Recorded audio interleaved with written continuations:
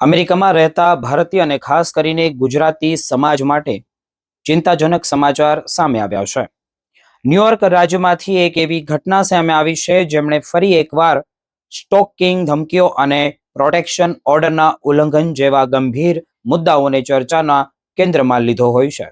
ન્યુયોર્કના ક્વીન્સના Richmond હિલમાં રહેતા 28 વર્ષીય બલરાજ સિંઘ પર 19 વર્ષની યુવતીનું અપહરણ કરવાનો ગંભીર આરોપ લાગ્યો છે।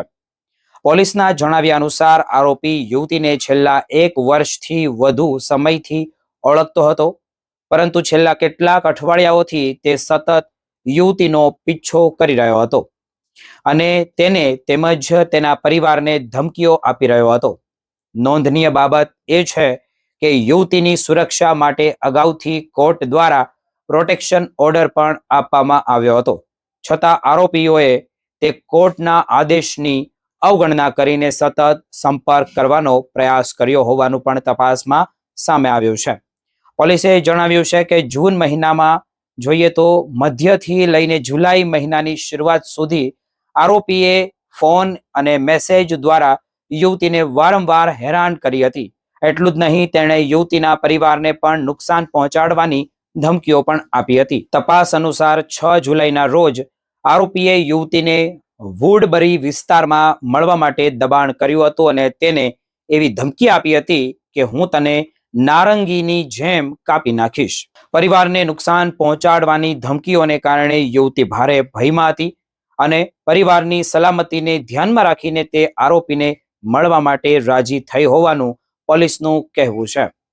પરંતુ યુવતી જેવી તેની કારમાં બેઠી કે તરત જ આરોપીએ તેના ચહેરા પર વારંવાર મુક્કાઓ માર્યા હતા। ત્યારબાદ તેણે યુવતીને કારમાંથી બહાર જવા દીધી નહોતી અને તેને ડરાવવા માટે બોક્સ કટર નામનું એક તીક્ષ્ણ હથિયાર પણ બતાવ્યું હતું। પોલીસના આરોપ મુજબ ત્યારબાદ આરોપી યુવતીને હન્ટિંગટન વિસ્તારમાં આવેલી એબી મોટર ઇન નામની મોટેલમાં લઈ ગયો હતો। ત્યાં પહોંચ્યા બાદ તેણે યુવતીને કહ્યું હતું કે તું હવે ક્યારેય પાછી ઘરે જવાની નથી। જો કે અત્યંત મુશ્કેલ પરિસ્થિતિમાં પણ યુવતીએ હિંમત ગુમાવી નહોતી। તક મળતા તેણે મોટેલમાંથી જ 911 ઇમરજન્સી નંબર પર ફોન કરીને મદદ માંગી હતી। પછી નાસો કાઉન્ટી પોલીસ વિભાગે તરત જ કાર્યવાહી કરીને યુવતીનું લોકેશન શોધી કાઢ્યું અને મોટેલ પર પહોંચી તેને સુરક્ષિત રીતે મુક્ત કરવામાં આવી હતી। પોલીસે બલરાજ સિંઘની કોઈ પણ વિરોધ વિના ધરપકડ કરી હતી।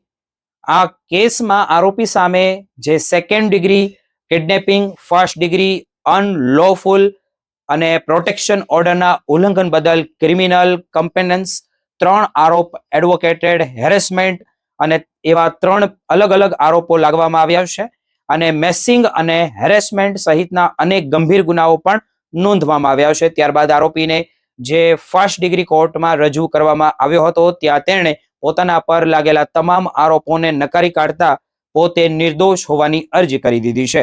નોંધનીય એ છે કે અમેરિકાના કાયદા મુજબ જ્યાં સુધી અદાલત કોઈ વ્યક્તિને દોષિત સાબિત ન કરે ત્યાં સુધી તેને માત્ર આરોપી તરીકે જ ગણવામાં આવે છે। બીજી તરફ ઘરેલુ હિંસા સામે કાર્ય કરતી સંસ્થાઓએ આ ઘટનાને અત્યંત ગંભીર ગણાવી છે। તેમનું એવું કહેવું છે કે આ કેસ બતાવે છે કે સ્ટોકિંગ અને પ્રોટેક્શન ઓર્ડરના ઉલ્લંઘનને ક્યારેય સામાન્ય બાબત તરીકે જોવું ન જોઈએ। સમયસર પગલાં ન લેવાય તો આવી પરિસ્થિતિ જીવલેણ પણ બની શકે છે। સાથે જ તેમણે યુવતીના સાહસ બતાવ્યું તેમના પણ લોકોએ વખાણ કર્યા છે। તેમના માટે અત્યંત જોખમી સ્થિતિમાં પણ યુવતીએ 911 પર ફોન કરીને જે હિંમત બતાવી તે તેના જીવન માટે નિર્ણાયક સાબિત થઈ। હાલ સમગ્ર મામલે નાસો કાઉન્ટી પોલીસ દ્વારા જે વધુ તપાસ ચાલી રહી છે। Police digital message, phone record અને અન્ય પુરાવાઓની તપાસ કરી રહી છે। જો તપાસ દરમિયાન નવા પુરાવાઓ સામે આવશે તો આરોપી સામે વધારાના ગુનાઓ પણ દાખલ થઈ શકે છે।